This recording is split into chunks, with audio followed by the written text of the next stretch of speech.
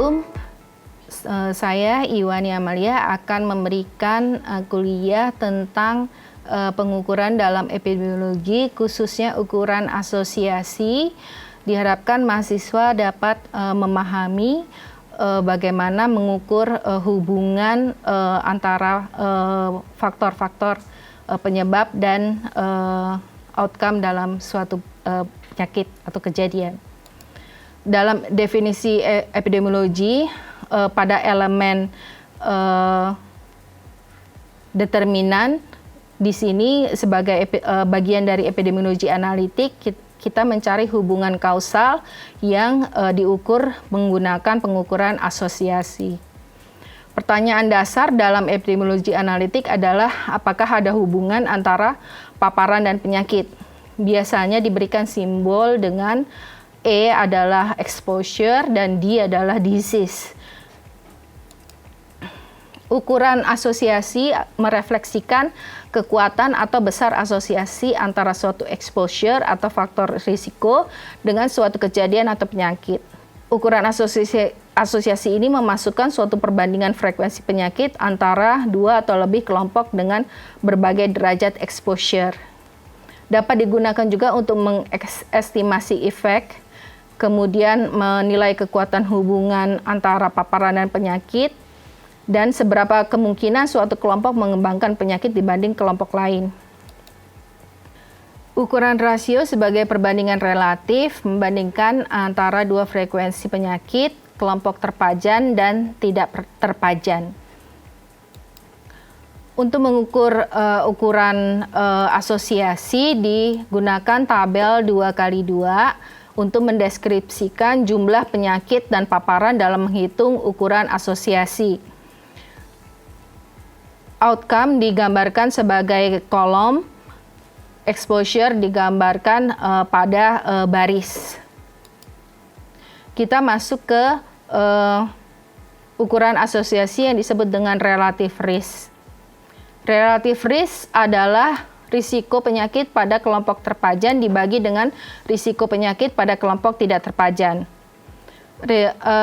Relative risk mengukur seberapa besar kemungkinan kelompok yang terpajan akan mengembangkan penyakit dibandingkan dengan kelompok yang tidak terpajan.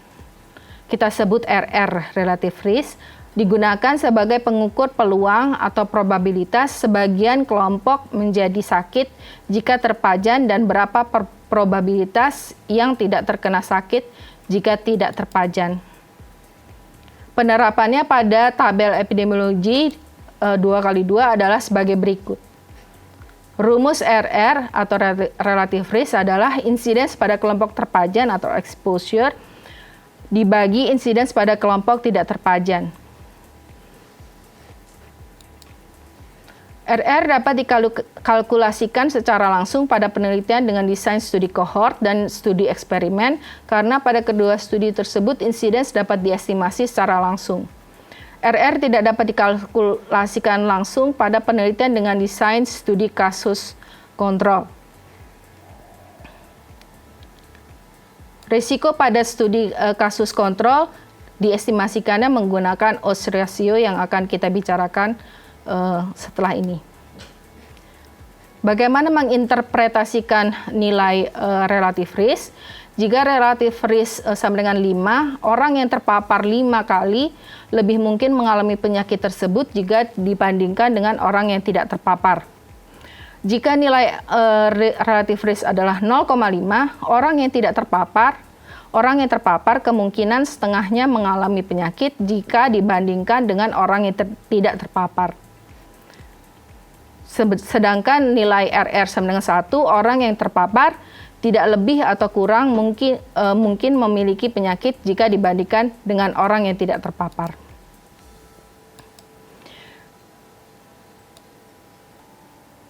Nilai asosiasi berikut yang akan kita bicarakan adalah odds ratio. Odds ratio atau rasio odds, nama lainnya ada relative odds atau cross product ratio. Rasio dua odds yang digunakan dalam studi kasus kontrol untuk mengestimasi rasio rate atau rasio risiko. Dalam penelitian kasus kontrol, apabila tidak terdapat data incidence, melainkan hanya data prevalence, maka rumus RR yang digunakan adalah rumus RR yang disebut dengan odds ratio. Pada kasus penelitian retrospektif, perhitungan risiko relatif hanya berdasarkan perkiraan saja. Nah, rasio odds ini merupakan salah satu bentuk komparatif risk yang membandingkan antara odds kejadian penyakit pada kelompok terpapar dengan odds kejadian penyakit pada kelompok yang tidak terpapar. Odds suatu kejadian adalah perbandingan probabilitas antara kejadian yang terjadi dengan probabilitas kejadian yang tidak terjadi. Ditunjukkan dalam rumus berikut. Odds ratio pada studi kohort dan odds ratio pada kasus kontrol. Kedua-duanya memiliki rumus yang sama, yaitu AD per BC yang ditunjukkan dengan tabel 2x2 tabel epidemiologis. Interpretasi nilai odds ratio terkait dengan exposure kurang lebih sama dengan nilai risk ratio, di mana OR sama dengan 1 berarti tidak ada asosiasi, OR lebih dari 1 berarti ada asosiasi positif, atau faktor tersebut merupakan faktor risiko. Bila nilai OR di bawah 1, itu merupakan asosiasi negatif, atau faktor tersebut merupakan faktor proteksi. Ukuran odds ratio menunjukkan kekuatan asosiasi seperti juga dengan nilai RR. Nilai odds ratio dan risk ratio akan kurang lebih sama bila penyakitnya jarang atau prevalensinya di bawah kurang lebih 5%. Dalam studi prospektif atau studi kohort, risiko relatif dapat dihitung secara langsung. Dalam studi retrospektif atau studi kasus kontrol, risk ratio tidak dapat dihitung secara langsung untuk menentukan hubungan antara pajanan dan penyakit karena tidak mengetahui risiko penyakit di antara terpajan dan tidak terpajan sejak mulai merekrut kasus dan kontrol. Pada penyakit yang jarang terjadi, dapat menggunakan odds ratio sebagai ukuran hubungan antara pajanan dan penyakit dalam studi kasus kontrol karena nilai odds ratio hampir sama dengan nilai relatif risk. Pada penyakit yang umum terjadi, nilai odds ratio lebih ekstrim daripada nilai risk ratio. Dalam studi kasus kontrol, nilai risk ratio tidak dapat dihitung secara langsung seperti tadi yang sudah dikatakan. Ini adalah contoh yang menggambarkan bila prevalensi sebuah penyakit di atas 10% dan di bawah 10%. Atau yang satu adalah prevalensi penyakit jarang, yang satu adalah prevalensi penyakit yang sering dijumpai.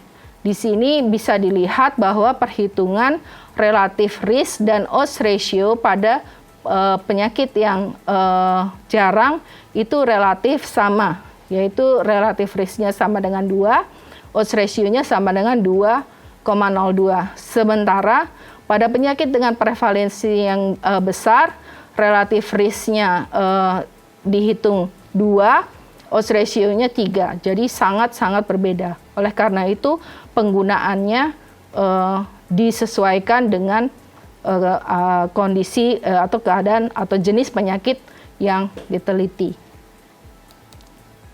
Demikianlah kuliah saya pada hari ini. Kita sudahi sampai di sini. Terima kasih atas perhatiannya.